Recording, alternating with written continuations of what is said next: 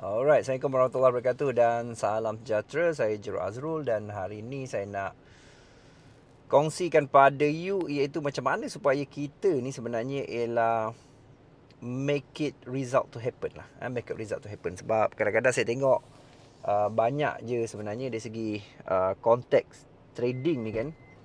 Satu, you faham lah, trading ni terlalu banyak mazhab lah kan. Maksudnya terlalu banyak iaitu uh, pandangan ataupun pendapat, dan masalahnya ialah pada saya personally, saya rasa 99% iaitu ramai yang fokus macam mana how to get rich quickly lah.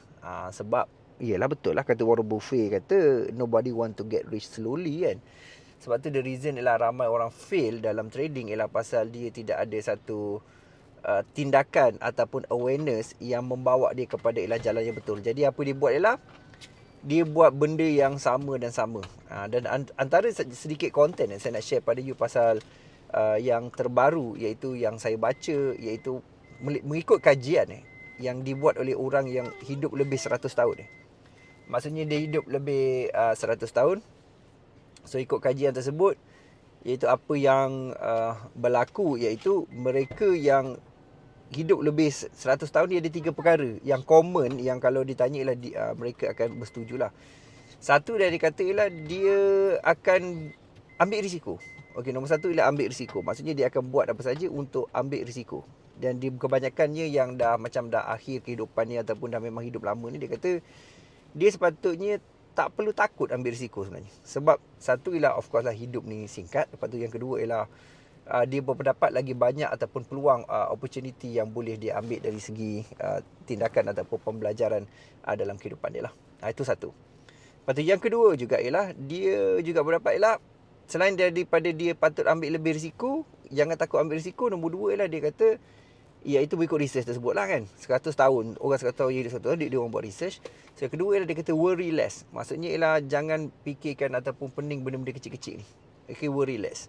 Alright, worry less. Jadi maksudnya ialah jangan terlalu fikirkan pasal hal orang lain sangat. Just take care diri you saja. So worry less. Lepas tu pada sama juga yang ketiga ialah dia kata apa yang sepatutnya dia fokus ialah dia kata itu prioritize ataupun fokus kepada apa yang membantu diri compare daripada iaitu kita buat untuk ialah secara fulfillment, nak fulfill orang lain dan sebagainya. So agak menarik daripada research tu. Jadi sebab tu kita sendiri ni sebenarnya ialah kalau perhatikan daripada konsep tu sebenarnya ialah pasal taking risk, worry less dan buat prioritization sebenarnya. Jadi kalau untuk sharing pada you hari ni, iaitu satu fokus yang paling sangat penting yang pada saya ialah sangat kritikal untuk you jadi successful ataupun make it happen apa yang you buat dalam trading khususnya, iaitu satu perkara yang you kena jelas, iaitu you kena satu, pada saya lah kan, konsep model thinking ni sangat penting. Satu ialah you kena re-evaluate. So evaluate tu maksudnya ialah you fokus ke apa realiti sebenarnya aku berada kan. Macam dari segi awareness, apa realiti dari segi kewangan aku, hubungan aku, financial aku kan, ataupun kesihatan aku kan, ataupun apa-apalah yang you sesuai ikut priority ataupun value you kan. Jadi critical point saya lah, saya nak kongsi kepada dia macam nak get result lah. You macam kena ada satu spesifik, okay aku nak capai apa dalam 5 tahun, 10 tahun lagi. Dan saya suka kalau you perasan saya ada reality, saya selalu tekankan adalah 1 tahun kemudian apa perubahan hidup, 3 tahun apa perubahan hidup, 5 tahun, 10 tahun. Dan ada orang sebenarnya pun dia tak boleh nak survive pun daripada cycle ni. Sebab in fact kalau saya cakap greed, stay longer than anyone else kan, dalam stay longer in the game than anyone else, tak ramai orang boleh stay longer pun pasal ialah kekangan kewangan, kekangan pressure dan juga sebagainya. Sebab pada logik dia lah itu cara dia. Sedangkan dia tak ubah dia punya konsep ataupun flow dia tak ubah dia punya sebab apa tu, diri dia, mindset dia dan sebagainya. Sebab kalau you buat benda yang sama dan expect different result, itu saya rasa ialah gila Dan Einstein lah cakap dia gila. It's insanity to do same thing again and again and hope for different result. Okay. Dan pada masa sama juga ialah satu ialah you kena ada melihat di mana you boleh berada dalam masa setahun, 3 tahun, 5 tahun, 10 tahun lagi. Contohnya sekarang ni yang saya buat video ni ialah pada let's say ni bulan 8 So apakah 3 tahun, 5 tahun, 10 tahun lagi akan perubahan hidup. Okay, yang seterusnya iaitu you kena ada satu benda jelas, apa yang keep you energized setiap hari. Bagi saya nak fokus pada yang ni lah for video ni. Jadi apa yang energize setiap hari lah, you kena bina you punya self esteem sebenarnya. Dalam konsep self concept, Self concept ada 3, iaitu satu adalah self image, iaitu apakah you punya aspirasi. Contohnya tadi saya bercakap pasal aspirasi, sebenarnya dia adalah dipanggil self image. Maksudnya kita ada ability untuk kita punya lihat diri kita future tu kat mana, future vision pasal diri kita. Biasanya dia melibatkan hopes, ambition, dan kita nak sesuatu, kita nak jadi sesuatu. So you kena ada self image. Kalau self image ni negatif ataupun tak ada, biasanya kita sukar sikit lah nak dapat result. Jadi you kena exactly self image.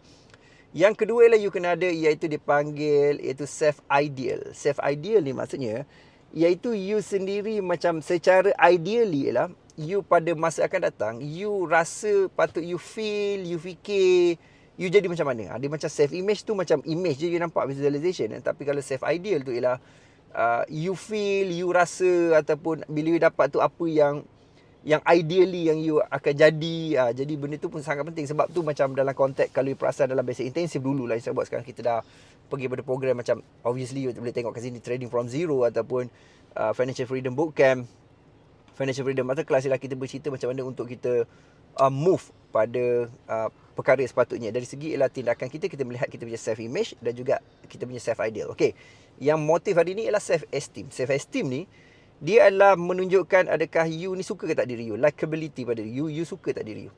Kan, jadi likability tu maksudnya ialah you ni suka tak diri you, happy tak dengan diri you, dan benda ni juga akan bina you punya energy, kan, you punya momentum, you punya result harian dan sebagainya.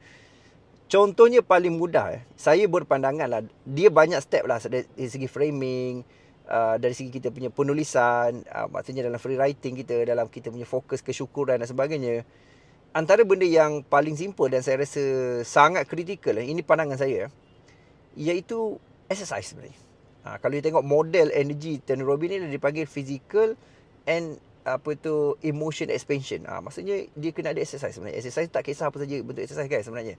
Tapi point utama ialah, dan dalam bentuk exercise tu saya nak tekankan prinsip dia ialah you start discipline dan juga you start persistent. Okey, maksudnya you disiplin, you persistent benda tu je. Okey, apa kaitan ni coach? Okey, kaitan ni lah, bila you ada persistent dan you ada disiplin, you akan rasa you lebih positif dan you lebih berkeyakinan. You lebih bermomentum. Itu kunci dia. Jadi apakah maksud kaitan antara training harian yang coach cakap ialah dari segi fizikal. Fizikal of course dia rembeskan endorphin, serotonin dan juga dia bagi you good mood. Tetapi pada masa sama juga kunci saya lah, iaitu kalau kita ada sense of completion, kita akan lebih ada momentum. Jadi maksud mudah ialah kita kena buat apa kita cakap lah.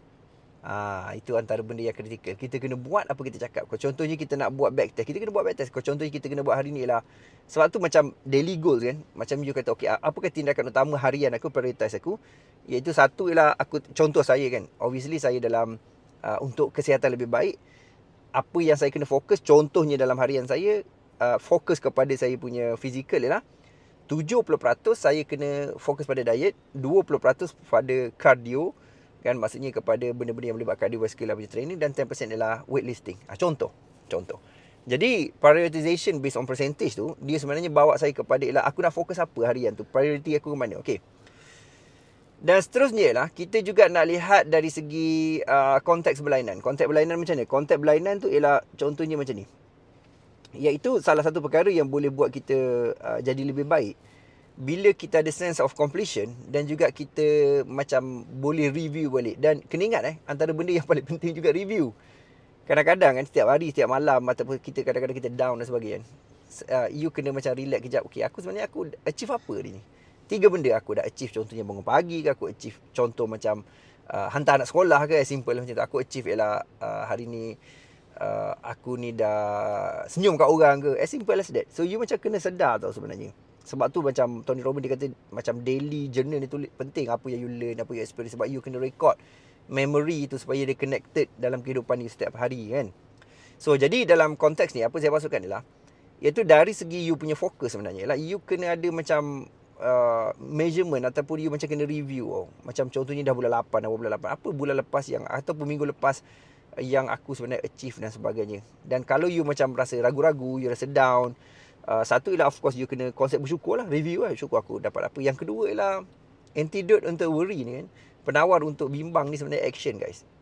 So jadi kalau you boleh buat action, you ada sense of completion, dia banyak bantu gila untuk you dapat, iaitu kewangan you, financial you, hubungan you. Regardless lah apa berlaku biasanya kita buat proses iaitu dipanggil re-evaluate ni ialah bila something happen, sudden happen. So kita evaluate, betul tak aku buat, apa realitinya. Lepas tu kita pergi pada rethinking. Rethinking ialah bermaksud ialah kita tengok dari segi konsep, iaitu apakah yang berlaku, siapa terlibat, apa yang sepatutnya aku buat akan datang. Kita rethink balik based on fakta, writing dan sebagainya. Kemudian kita pergi kepada iaitu organize balik kita punya flow kita. Lepas tu kita pergi juga kepada iaitu restructure balik kita punya keadaan. Lepas tu kita engineer balik kan. Lepas tu kita inventing balik. Kita regain control balik. Itu proses lah, itu saya cerita akan datang lah. Alright, so ambil masa sikit video hari ni. So jumpa lagi dan all the best semua. Hopefully you faham. Mesej saya simple hari ni, iaitu apakah yang kalau kita boleh buat setiap hari, dia akan keep kita momentum dan juga fokus dan betul-betul create result kita. Sebab ramai orang kadang-kadang dia lemah tengah jalan kan. Nak start pun satu hal lah, dan start tu lemah tengah jalan. Jadi you kena ada benda aktiviti yang boleh keep you macam soar, macam wah kan. Lepas tu you pergi dan move dalam kehidupan akan datang. Dan benda create result tu bestnya sebagai dia punya kesan ni. Alright, jumpa lagi dan all the best semua.